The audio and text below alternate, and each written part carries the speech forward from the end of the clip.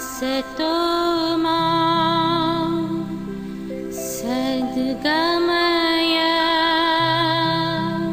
असत्य से मुझे सत्य की ओर ले जा। तमसो मा ज्योतिर्गमय। अंधकार से मुझे प्रकाश की ओर ले जा। मृत्योर्मा अमृतं गमय। मृत्यु से मुझे अमरता की ओर ले जा।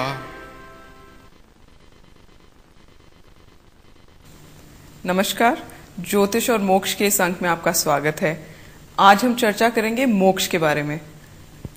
भरत जी, सबसे पहले तो ये बताइए कि मोक्ष क्या है? ये एक बहुत गहन विषय है।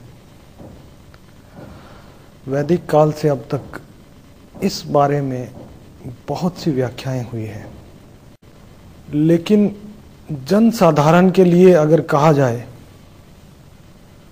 तो ईश्वर का साक्षात्कार, ईश्वर में विलय, आत्म साक्षात्कार, सेल्फ रियलाइजेशन,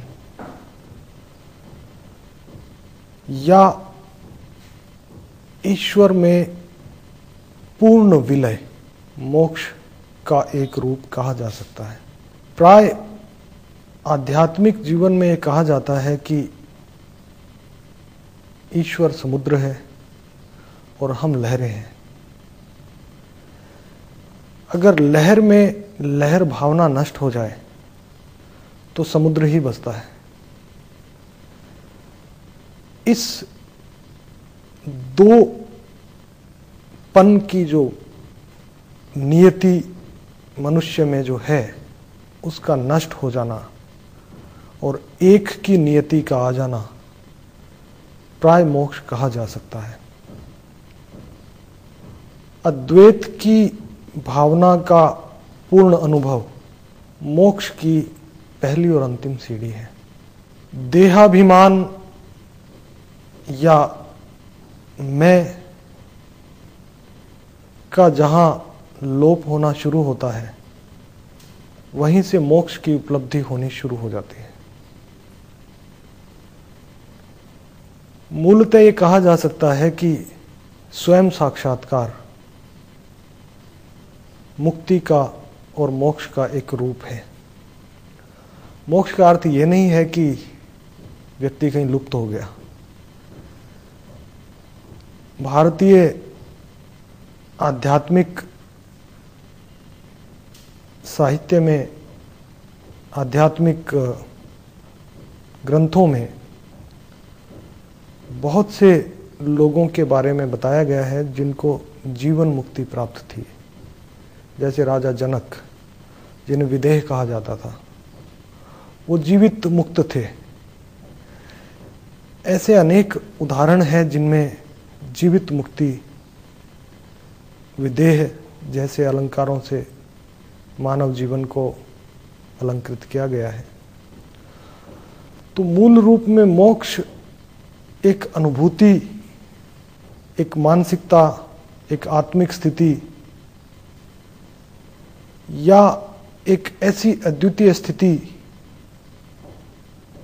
हम मान सकते हैं जिसके लिए प्राय शब्द नहीं है। वो एक अनुभव का विषय है जिसे ज्ञान मार्ग से, कर्म मार्ग से और भक्ति मार्ग से प्राप्त किया जा सकता है। ज्योतिष के माध्यम से मोक्ष प्राप्त करना एक अनुसंधान का विषय है और उसके बारे में हम व्यापक चर्चा भी करेंगे। मूल रूप से एक शब्द में अगर कहा जाए तो ईश्वर, आत्मा और स्वयं में कोई मौलिक फर्क नहीं है, अंतर नहीं है।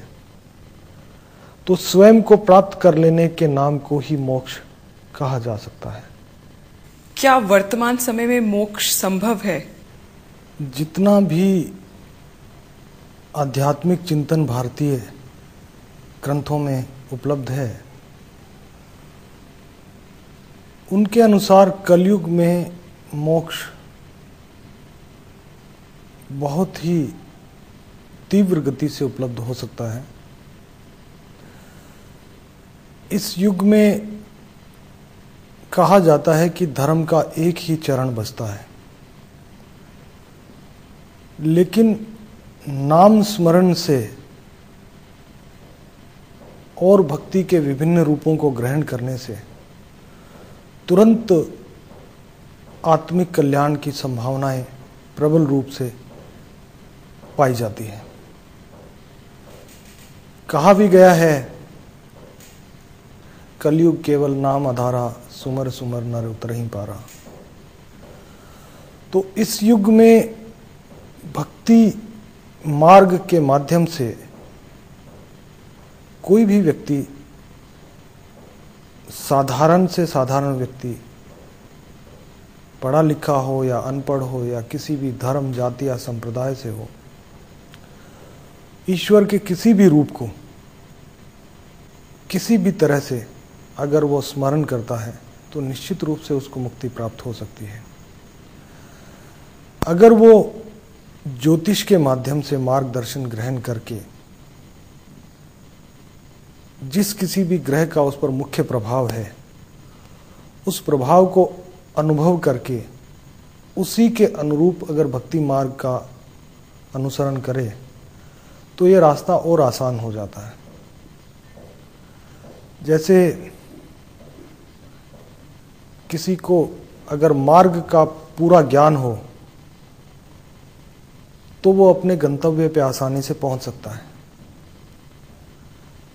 ज्योतिष के माध्यम से आध्यात्मिक मार्ग को तय करना थोड़ा आसान है, और उसके मार्गदर्शन को प्राप्त करके आज के युग में अगर कोई व्यक्ति आध्यात्मिक पथ पर चलता है तो रास्ता निश्चित तौर पर आसान हो जाता है। और इस युग में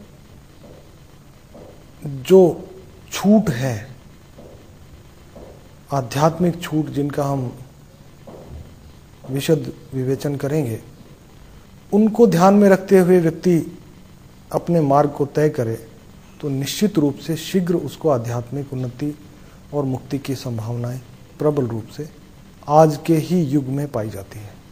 धन्यवाद। आज भरत जी ने हमें बताया मोक्ष क्या है और वर्तमान समय में इसे कैसे प्राप्त किया जा सकता है। आपसे फिर भेंट होगी। नमस्कार।